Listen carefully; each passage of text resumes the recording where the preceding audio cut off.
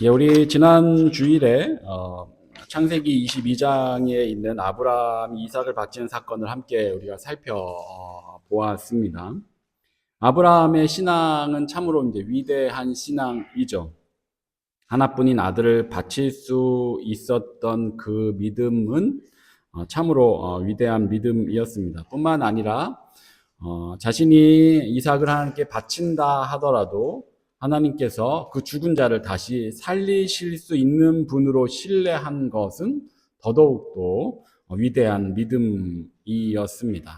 하지만 그 믿음의 위대함은 거기서 그치는 것이 아니었었죠. 지난주에 우리가 함께 상고해 본 하나님께서 아브라함의 믿음을 칭찬하시며 약속하신 그 복을 주신 이유는 그가 그의 신앙을 이삭에게 그대로 되물림하여서 이삭 역시도 그와 같은 믿음을 가지고 있었기 때문이었던 것이었습니다.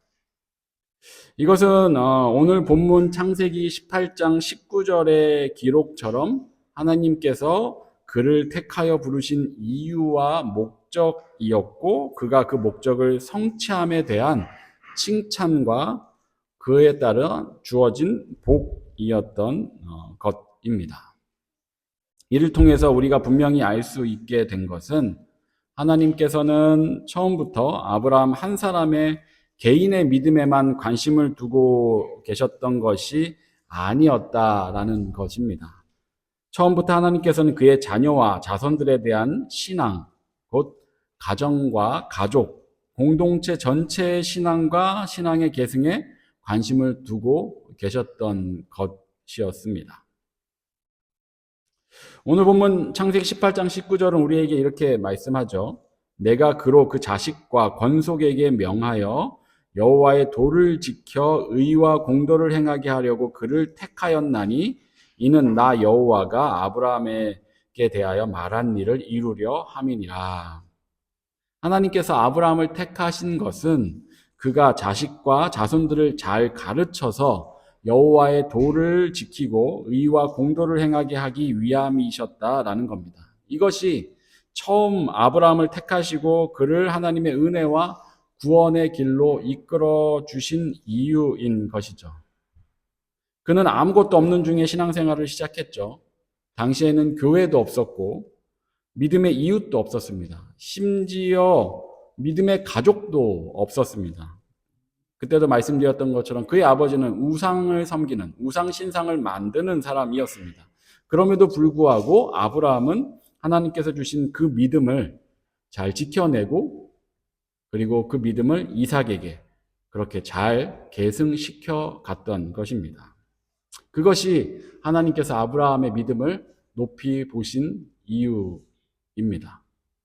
그리고 그것이 아브라함을 부르신 목적에 부합되기도 하는 것이고요.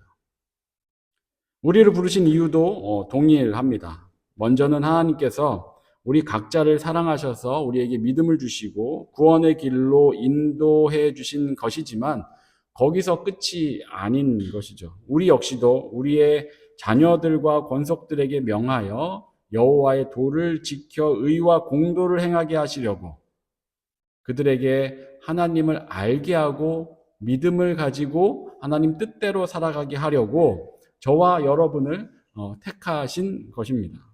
성경은 처음부터 이것을 말씀하고 있었고 이것이 이미 처음부터 우리에게 주어져 있던 소명이고 사명입니다.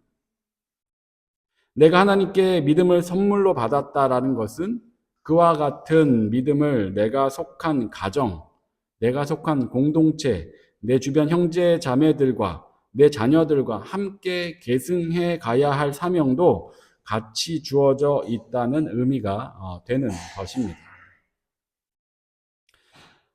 오늘날 기독교인들의 가정에서 신앙교육은 어찌 보면 주일학교와 좀 동일시 여겨지곤 합니다. 흔히들 일주일에 한 번 주일학교에 아이를 보내놓은 것만으로 아이를 위한 신앙교육을 다 했다라고 여기는 경우가 대부분입니다. 사실 그렇게 여길만 하죠. 공부는 학교와 학원에서 하는 것이 너무 당연하게 여겨지는 그런 시대이기 때문에 신앙교육도 교회 학교에 보내서 하는 것이라고 여겨지는 것이 역시나 당연해 보입니다. 하지만 교육이 처음부터 그렇게 학교에서 이루어졌던 것이 아니었다라는 거 우리가 잘 알고 있습니다. 공교육 개념, 학교의 역사는 그리 길지 않죠. 산업혁명 이후에나 시작된 것이 학교 시스템입니다.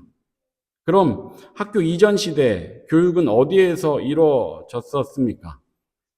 가정이었습니다. 시대마다 지역마다 나라마다 다양한 방법들이 있었겠지만 중요한 것은 가정에서 교육이 진행됐다라는 것의 중요한 의미는 교육의 주도권을 부모가 가지고 있었다라는 겁니다. 자녀 교육의 주체가 부모였다는 의미입니다. 이것은 어느 곳에나 어느 시대나 어느 나라에나 변함이 없었던 사실입니다. 그리고 지금도 변함없는 이치입니다. 학교가 생긴 이후에도 여전히 교육의 주체는 부모인 것입니다. 교육에 대한 권한의 일부를 부모가 학교의 교사들에게 맡긴 것일 뿐이지 교육의 주체 자체가 바뀐 것은 아닌 것이죠. 시대가 변하여서 제도와 시스템이 바뀌긴 했어도 교육의 주체는 여전히 변함없이 부모입니다. 지금 이 순간도 여전히 교육의 주체는 각 가정의 부모들인 것입니다. 하지만 오늘날 많은 가정들이 안타깝게도 이것을 놓치고 있는 것입니다. 그렇기 때문에 신앙교육 역시도 마찬가지입니다. 신앙교육의 주체 역시 부모입니다. 교회에 교회학교, 주일학교가 있다고 신앙교육의 주체가 주일학교 교사들에게로 넘어간 것이 아닙니다. 여전히 신앙교육의 주체는 부모입니다. 교회학교는 그저 일주일에 한두 시간 정도 잠시 부모를 대신해서 신앙교육을 행하여 주는 곳일 뿐입니다. 즉, 교회학교는 부모의 신앙교육을 돕는 곳일 뿐인 것입니다. 교회 규모가 크던 작던 교회학교 시스템이 잘 갖추어져 있던 그렇지 않던 부모가 신앙교육의 주체라는 사실은 변함이 없는 것입니다. 그래서 신앙교육의 장은 교회학교, 주일학교가 아니라 가정이 되어야 합니다. 신앙은 가르쳐지는 것이 아니라 형성되는 것입니다. 제가 우리 자녀들과 관련해서 말씀을 드릴 때나 기도할 때나 계속해서 사용하던 문구입니다. 신앙은 가르쳐지는 것이 아니라 형성되는 것입니다. 신앙은 가르쳐지는 것이 아니라 형성되는 것이다. 이 말은 웨스터호프라는 기독교 교육학자가 했던 말인데 그 이야기를 언제 했냐면 1980년대에 미국에서 주일학교가, 교회학교가 엄청나게 부흥을 하기 시작했던 그때에 이 학자가 했던 말입니다. 이것은 그렇게 부흥하는 주일학교에 대한 경고의 메시지였습니다.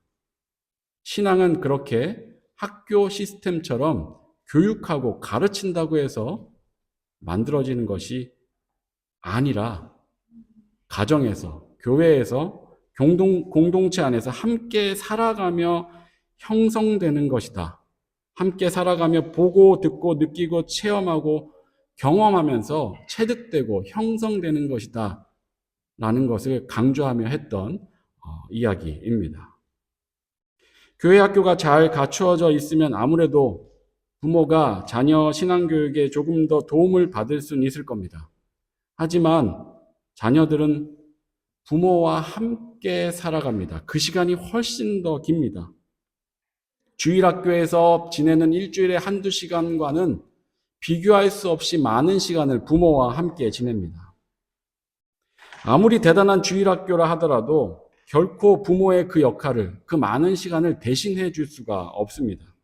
결국 우리 자녀들의 신앙은 부모와 가정에 달려 있는 것입니다. 기독교가 위기를 겪고 있는 이 시대에 우리가 가장 먼저 회복해야 할 것이 바로 이 점입니다. 자녀 신앙교육의 주체는 부모입니다. 그리고 신앙교육의 장은 가정입니다. 그럼 이제 우리가 무엇을 해야 합니까? 우리의 믿음의 선진들이 이미 무엇을 해야 되는지 잘 열심히 고민했고 또 잘 보여주고 있는데, 그들은 이 부분에 있어서 성경이 가르쳐주는 바를 놓치지 않으려고 애썼습니다. 그 중심에 바로 예배가 있습니다. 처음부터 가정은 신앙교육의 중요한 장이었습니다. 초대교회 때 역시 마찬가지였습니다. 오늘날 우리가 교회 아버지라 부르는 교부들, 그들의 목회 지침서에서 예수를 믿는 가정마다 거룩한 의례를 실시하라고 가르쳤습니다. 이미 초대교회 때부터 주일 예배 후에 각 가정에서 가정별로 가정 예배가 행해졌었다라는 것을 우리에게 알려주는 내용입니다. 사실 신앙교육의 장이 가정이다라고 한다면 가정 예배를 빼놓고 이야기할 수가 없습니다. 아브라함 역시 그렇습니다. 창세기에 보면 아브라함이 제단을 쌓고 여호와의 이름을 불렀더라는 구절들이 심심치 않게 등장을 합니다. 이것이 그를 당시에 다른 사람들과 구별지어 주는데, 오늘날로 치면 그가 예배를 드렸다라는 의미입니다. 그리고 그의 예배는 가족 안에서의 예배였습니다. 즉 가정 예배입니다. 우리 믿음의 선진들은 초대교회 때부터 이 사실을 분명히 인지하고 있었던 것입니다. 종교개혁 시기에는 마틴 루터와 존 칼빈 같은 종교개혁자들이 가정은 교회다라고 명했습니다. 가정이 교회이면 그곳에 예배가 있는 것은 매우 당연합니다. 이것은 가정 예배에 대한 강조의 문구이기도 했습니다. 또 그들은 자녀에게 성경과 교리를 가르치고 경건한 삶과 의식을 갖고 살아가도록 훈련시키는 것은 부모의 책임이다라고 말했습니다. 그래서 그런 부모를 훈련시켜야 하는 것이 교회의 할 일이다라고 여긴 것입니다.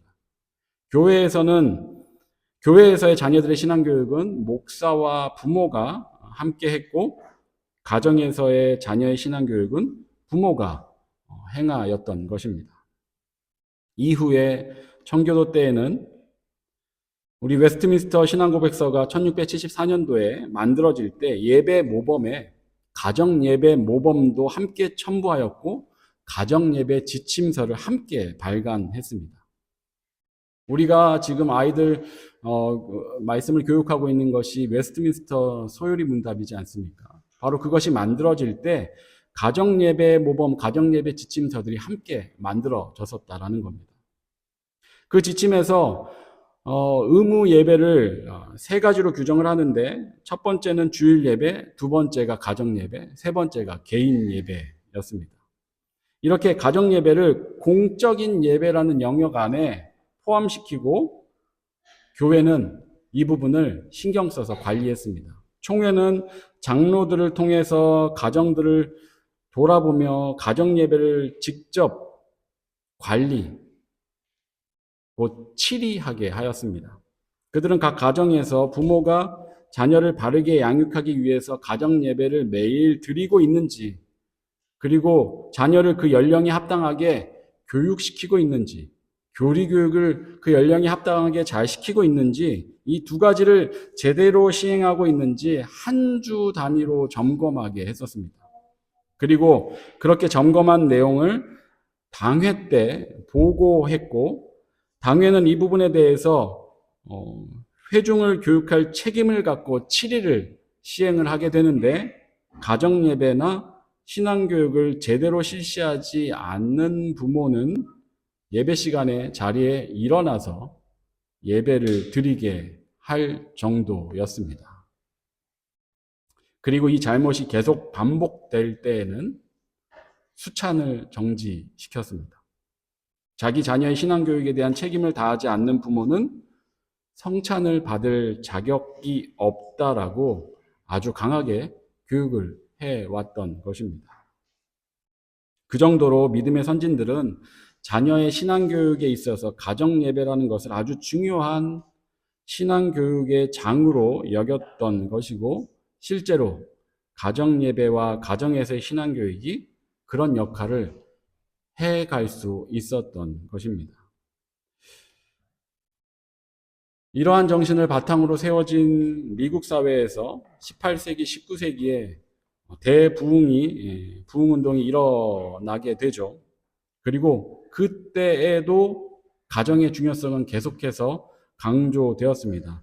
당시 부흥운동이 일어날 때 겉으로 나타난 점은 천막 예배에서 성인들의 회심의 모습들이었지만, 하지만 정작 그 부흥운동을 이끌어갔던 리더들이 강조했던 것은 그런 신앙 고백과 그리고 그런 믿음의 고백들, 믿음의 간증들이 바로 각 가정 안에서 일어나야 한다라고 가르쳤습니다.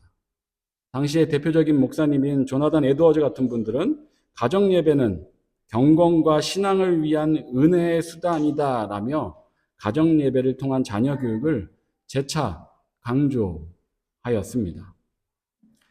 그런 미국의 부흥의 끝자락에서 나온 사람들이 바로 130여 년 전 우리나라에 왔던 선교사님들입니다. 당연히 그래서 그분들도 가정 예배와 부모의 자녀 신앙 교육의 중요성에 대한 전통을 우리 한국 땅에 함께 가지고 왔습니다. 그래서 우리나라 기독교 초창기에도 가정 안에서의 경건의 중요성과 의례의 중요성이 여전히 살아 있었습니다. 사진 한번 보여주시겠어요? 예. 이것은 1918년도에 발간된 우리나라 1호 기독교 잡지입니다. 오른쪽 거는 3권째이고 왼쪽에 있는 게 1권 1호입니다. 우리나라 첫 번째 기독교 잡지인데 이 1권 첫 페이지를 넘기면 그 안에 것은 지금 사진은 없지만 이런 문장이 기록되어 있습니다. 한 페이지 더 넘겨주시겠어요? 가정예배는 도덕 근본상의 작용이요 그리스도교의 일종 특색으로 수신제가의 요소로다. 이게 첫 페이지에 기록되어 있는 문구입니다. 가정예배는 도덕 근본상의 작용이요 도덕적인 삶의 근본을 형성하는 데 중요한 역할, 곧 도덕적인 가치와 윤리를 배우고 실천하게 만드는 기초적인 활동이 바로 가정예배다라고 가르치고 있는 내용입니다. 그리스도교의 일종 특색, 이것은 가정예배가 기독교의 중요한 특징 중 하나로 독특한 전통이자 중요한 실천사항이다라는 점을 의미합니다. 수신제가의 요소로다.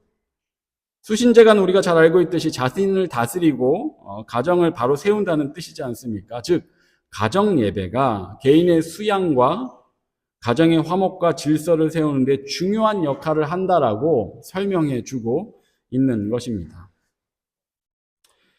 이에 따라서 한국교회 초창기의 믿음의 선진들은 가정예배를 어떤 형식으로든 드리려고 애썼습니다. 실제로 이 가정예배가 어떻게 드려졌냐면 한국교회는 1907년도에 평양 대부흥운동이 일어나게 되죠.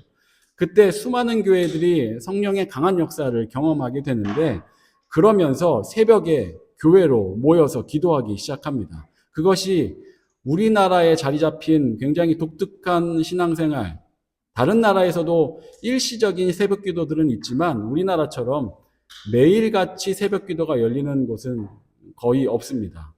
그 바로 새벽 기도가 그렇게 해서 시작이 되게 되는데 그 초창기에 믿음의 가정들은 온 식구가 함께 일어나서 새벽 기도회를 다 나갔습니다. 그것이 첫 번째로 드리는 가정 예배의 역할을 했었고, 그리고 다녀온 후에는 집에서 일하고 같이 거느리는 종이나 노비들과 함께 또다시 예배를 드렸습니다. 이것이 한국교회 초창기의 가정예배 역사입니다. 형태가 좀 다를 수는 있어도 온 가족이 같이 예배를 드린다라는 면에서 그렇게 하루를 시작하는 것이 한국교회 초창기 가정에서의 신앙의 모습이었습니다. 하지만 이 전통이 20세기 역사 속에서 어느 순간인가 그 의미를 잃고 사라져 가게 되었던 것이죠.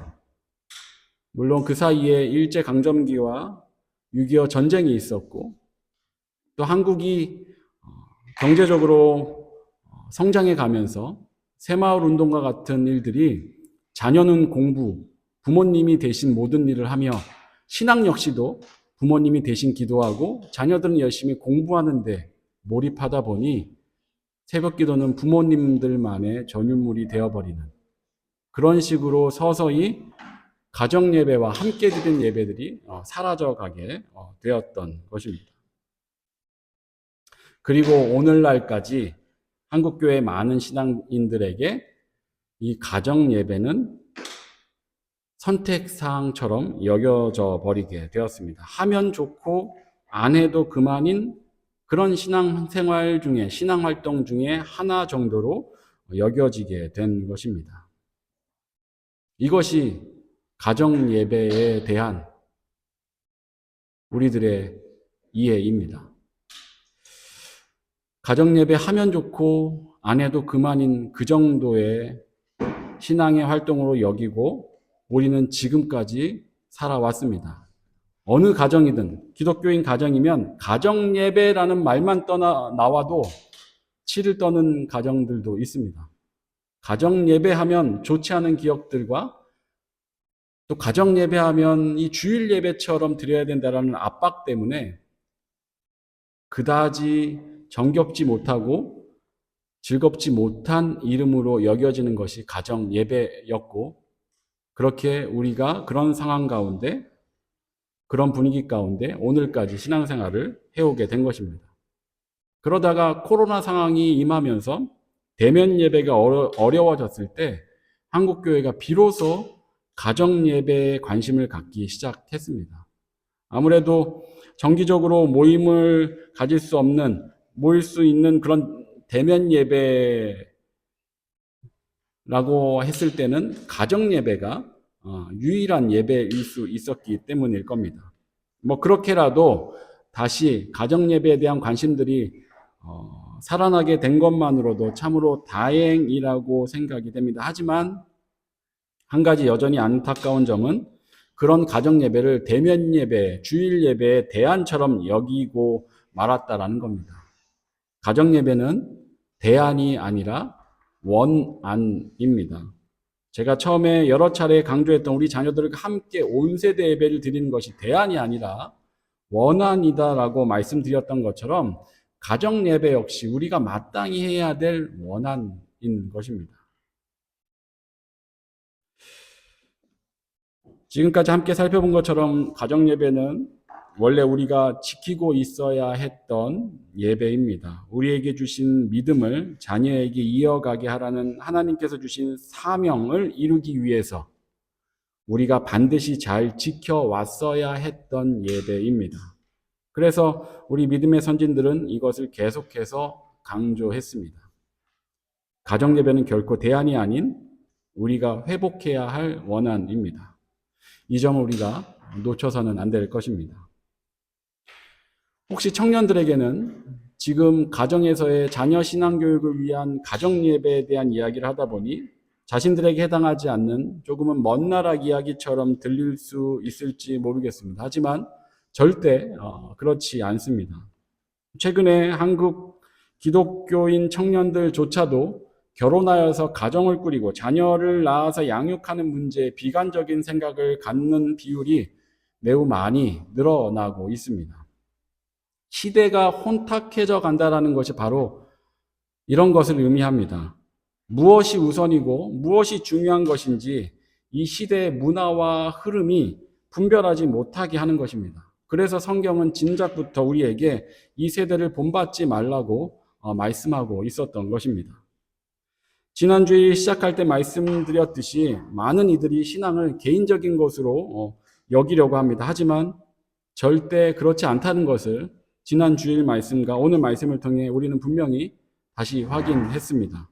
가정을 꾸리고 자녀를 낳고 그 자녀를 신앙 안에서 잘 양육해 가는 것은 하나님께서 우리를 하나님의 자녀로 택하신 목적입니다.